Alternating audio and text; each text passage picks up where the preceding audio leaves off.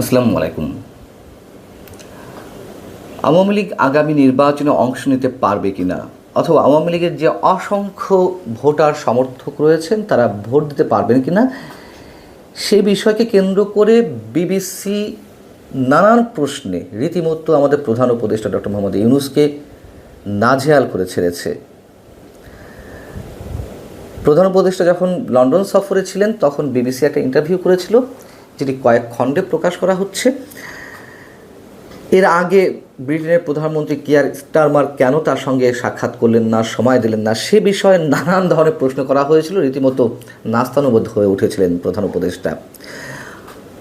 আওয়ামী লীগ প্রশ্নে বিবিসির সাংবাদিক রাজিনী বৈদ্যনাথন তাকে প্রশ্ন করছেন প্রধান উপদেষ্টাকে, যে আপনি বলছেন নির্বাচন যেন অন্তর্ভুক্তিমূলক বা অংশগ্রহণমূলক হয়, কিন্তু একটা সমালোচনা হচ্ছে যে আপনি আওয়ামী লীগকে, অর্থাৎ সাবেক প্রধানমন্ত্রী শেখ হাসিনার দল, সেটিকে নির্বাচনে অংশ নিতে দিতে চাচ্ছেন না কেন?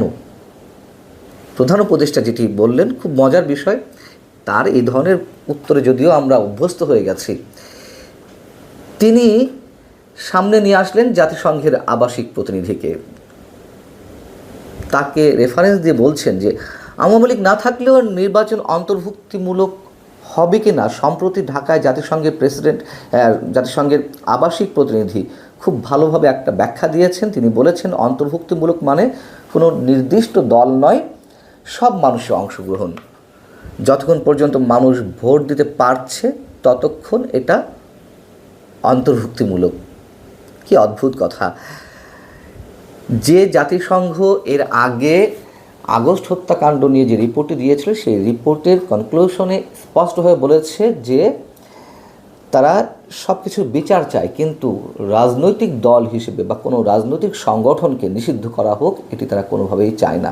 এমনকি জাতিসংঘের মানবাধিকার বিষয়ক হাই কমিশনের চেয়ারম্যান ভলতার তুর্ক সংস্থার ৫৯তম অধিবেশনে এ মন্তব্য আবারও করলেন যে কোনো রাজনৈতিক দলকে নিষিদ্ধ করা মানে স্বাধীন মত প্রকাশকে সংকুচিত করা। বাংলাদেশের উদ্দেশ্যে স্পষ্ট করে বললেন। সেখানে তিনি জাতিসংঘের আবাসিক প্রতিনিধির এই বক্তব্যকে সামনে নিয়ে আসলেন। জাতিসংঘ ক্ষেত্র বিশেষ এখন কেন নির্বাচন চায় না, কেন অন্তর্ভুক্তিমূলক বা অংশগ্রহণমূলক নির্বাচনের ব্যাখ্যা এভাবে দিচ্ছে, সেটা আমরা বুঝি। এখন শেখ হাসিনাও তো এর আগে তিনি যখন ক্ষমতায় ছিলেন, বিএনপি নির্বাচনে আসুক বা না আসুক, বা বিএনপি নির্বাচনে না এলে নির্বাচনে অংশগ্রহণমূলক হবে কিনা, সেই প্রশ্নগুলোর উত্তরে তিনি তো এই ধরনের উত্তর দিতেন। এর আগেও বলেছি যে নির্বাচনে কোন দল এলো না এলো সেটি দেখার বিষয় নয়, জনগণ ভোট দিতে পারছে কিনা সেটাই বিষয়। তাহলে তো শেখ হাসিনা ঠিক ছিলেন, তাই না? তাহলে শেখ হাসিনার বিরুদ্ধে কেন আমরা এত সমালোচনা করি? যেই ৩টি নির্বাচন বিতর্কের সঙ্গে অনুষ্ঠিত হয়েছে, সেই নির্বাচন পরিচালনার সঙ্গে যারা জড়িত ছিলেন, কেন তাদেরকে এখন বিচারের মুখোমুখি করা হচ্ছে? কেন তাদেরকে আটক করা হচ্ছে? কেন তাদের বিরুদ্ধে শাস্তিমূলক ব্যবস্থা নেওয়া হচ্ছে? এই যে পরস্পর বিরোধী বক্তব্য ডক্টর মোহাম্মদ ইউনূসের বা ডক্টর ইউনূস সরকারের, এটি এখন সারা বিশ্বে ওপেন হয়ে যাচ্ছে। সারা বিশ্বের কাছে এই বিষয়টি এখন খোলাসা হয়ে যাচ্ছে যে তিনি কতটা দ্রুত রং বদলান, কতটা দ্রুত তিনি নিজের বক্তব্যের বিপরীতে গিয়ে নতুন নতুন বক্তব্য দেন। এরপরে রাজিনী বৈদ্যনাথন প্রশ্ন করছেন, দেশে অনেক মানুষ এখনও আওয়ামী লীগকে সমর্থন করে, তো তার প্রশ্নের পরিপ্রেক্ষিতে আবার দ্রুত খুব ডক্টর মোহাম্মদ ইউনূস বলছেন যে তাদের সিদ্ধান্ত দিন যে তারা ভোট দিতে চায় কি না। কি হাস্যকর কথা! বিবিসির পক্ষ থেকে বলা হচ্ছে তারা আওয়ামী লীগের প্রার্থীকে ভোট দিতে পারবে না, না পারলে তারা কাকে ভোট দেবে? প্রধান উপদেষ্টা বলছেন যতক্ষণ পর্যন্ত তাদের ভোট দেওয়ার স্বাধীনতা থাকবে তারা দিতে পারবে। বিবিসি আবারও প্রশ্ন করছে, আওয়ামী লীগের প্রার্থীকে নয়, যদি না আওয়ামী লীগকে অংশগ্রহণ করতে দেওয়া না হয় তাহলে ভোট তারা কীভাবে দেবে, কাকে দেবে? তখন তিনি বলছেন যে আমরা তো আওয়ামী লীগকে এখনো নিষিদ্ধ করিনি। আবারও বিবিসি কতটা নাস্তানুবোধ করছে, কতটা আটকে ফেলছে বিভিন্ন প্রশ্ন, ঠিক মতো অ্যান্সার করতে পারছেন না আমাদের প্রধান উপদেষ্টা। বিবিসি বলছে যে তাহলে আপনি বলছেন তারা আগামী নির্বাচনে অংশ নিতে পারবে? যদি ভোট দিতেই পারে তার মানে তো আওয়ামী লীগ নির্বাচনে অংশ নিতে পারবে।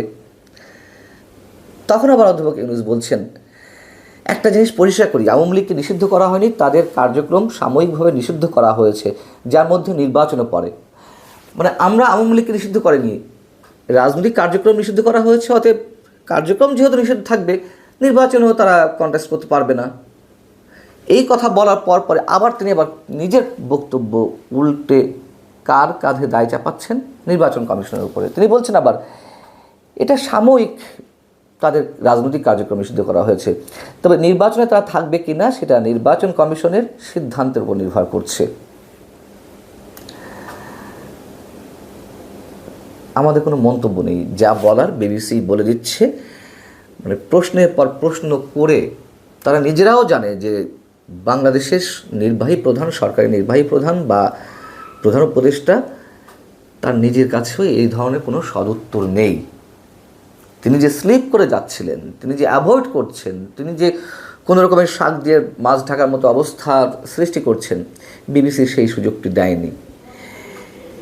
এর আগে যেই অংশটুকু বেরিয়েছিল বিবিসির ইন্টারভিউয়ের, সেখানে ব্রিটেনের প্রধানমন্ত্রী কিয়ার স্টারমার কেন তার সাথে সাক্ষাৎ করলেন না,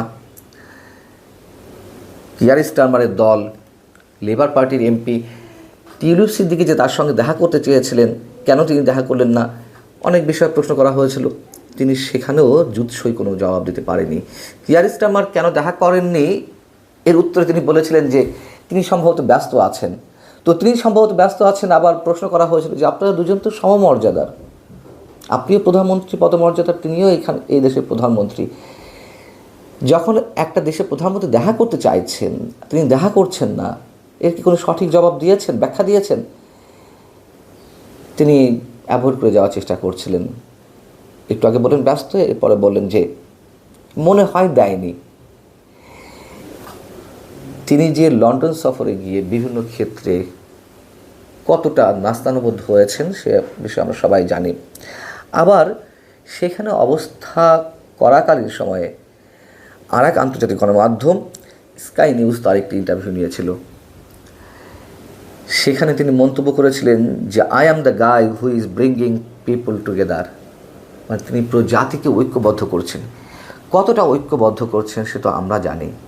পুরো জাতিকে বিভক্ত করে ফেলছেন, ভয়ঙ্করভাবে ঘৃণার বিষ বাষ্প ছড়াচ্ছেন, রীতিমতো প্রতিহিংসার রাজনীতি তিনি শুরু করেছেন। এই হচ্ছে আমাদের প্রধান উপদেষ্টা, সারা বিশ্বের কাছে একজন শান্তির দূত, কথিত শান্তির দূত হিসেবে তার অবস্থানটি তিনি কোথায় নিজেই নিয়ে যাচ্ছেন হয়তো বুঝতে পারছেন, কিন্তু স্বার্থের জায়গায় তিনি অন্ধ। ভালো থাকুন সবাই, আল্লাহ হাফেজ।